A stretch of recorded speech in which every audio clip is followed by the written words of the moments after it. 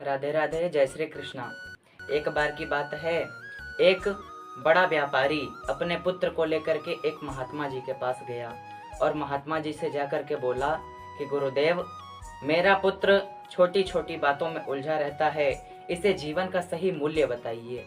तब महात्मा जी ने व्यापारी के पुत्र के दोनों हाथों में, एक हाथ में एक मुट्ठी रेत रखी और एक हाथ में हीरे का टुकड़ा रखा और व्यापारी के पुत्र से पूछा कि बेटा बताओ, अगर तुम्हें इन दोनों में से कोई एक चीज लेनी हो तो तुम क्या लोगे। व्यापारी के पुत्र ने कहा कि गुरुदेव, मैं तो हीरा ही लूंगा क्योंकि ये बहुत मूल्यवान है। गुरुदेव ने कहा कि क्यों, ये मूल्यवान क्यों है।